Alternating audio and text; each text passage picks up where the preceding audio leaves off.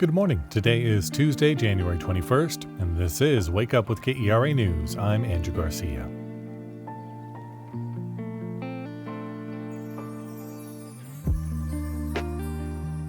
The sun's expected to come back out today, but don't let that fool you. It's still very cold. Highs will be in the mid-30s. With wind chill, lows will be in the teens tonight.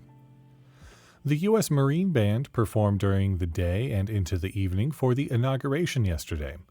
We'll hear from band members what it's like playing such an event. That story after the news. A Texas legislator and the Fort Worth mayor have called for an election to resolve the controversial proposal to split Keller ISD. Mayor Maddie Parker said voters should have a chance to weigh in on the matter. State Representative David Lowe also wants to see a vote because of the financial implications on tax bills. The school district's next board meeting is January 30th.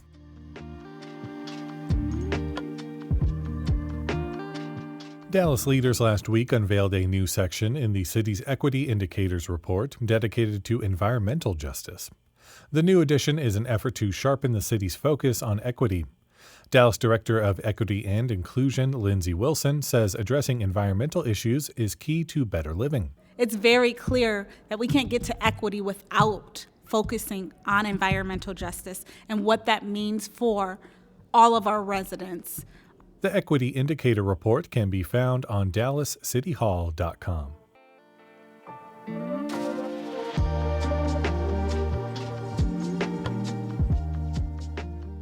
Yesterday's 60th presidential inauguration was a U.S. tradition that's featured music for more than 2 centuries.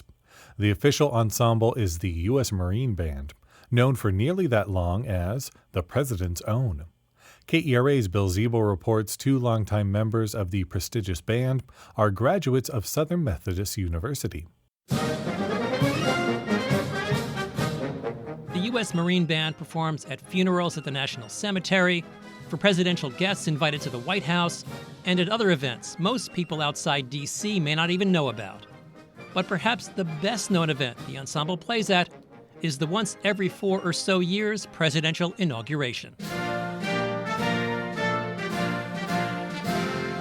We will play Hail to the Chief when President Biden comes out, and then we get to be the first to play Hail to the Chief for the incoming president as well. Co-principal oboist Master Gunnery Sergeant Leslie Barrett has played in the Marine Band for 28 years. She admits that to the uninitiated, being around world leaders and movie, TV, and sports stars can be intimidating. I don't get extra nervous because of who's going to be there, because that's the whole job.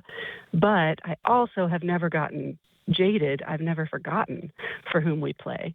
It is always special. Even though this will be my 7th inauguration, it's still its own unusual event that I get to celebrate, being part of history. For Texas native James McClarty, a Marine Band trumpeter since 2007, he says he just tries to stay humble around prime ministers and presidents. There's a bit of shock and awe when you see all these people, but you're surrounded by people who've been doing the job for a while, so you kind of learn quickly how to keep your head down and just be a professional, and how to enjoy the moment. For McClarty, enjoying the moment becomes a lot easier when playing music he loves.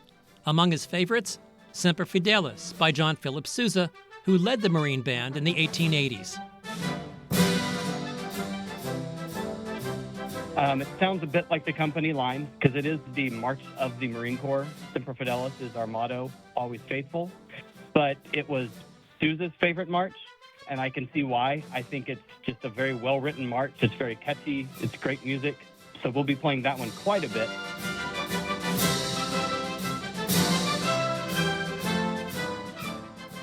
McClarty says the band will also play the John Williams suite from the miniseries Band of Brothers and his march from the film 1941.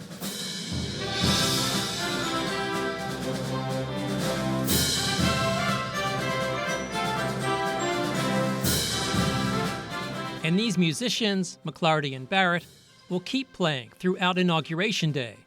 After the oath of office, the band will march in a parade. Tonight they perform at inauguration parties. Eventually they'll get a break. That's later this week. McClarty and Barrett say it's a 365-day gig that keeps them busy enough, but they love it. For Barrett, the inauguration performances allow her to reflect on history. We're a continuous organization. We are an unbroken musical organization since 1798. So I played with somebody who played with somebody who played with somebody who played with somebody who did that first inauguration when we started with Thomas Jefferson. And that kind of history, that kind of connection with all the presidents, it's so unique. It's a little surreal. For KERA News, I'm Bill Ziebel in Dallas.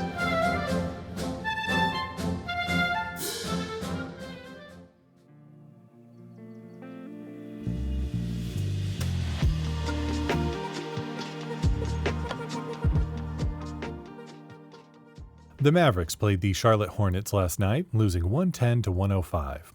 They've now lost 7 of their last 10 as they lose ground in the Western Conference standings. And the Dallas Stars take on the Carolina Hurricanes tonight at the American Airlines Center. Head to Sundown at Granada this evening for a special viewing of the movie Wonka. It's sure to be a sweet treat. For more information and other fun things to do, visit kera.org/calendar.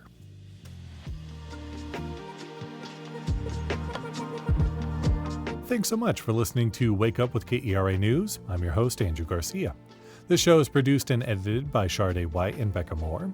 For more news in your inbox, visit kera.org/wakeup. There you can subscribe to the Wake Up with KERA News newsletter written by our colleague Catherine Hobbs.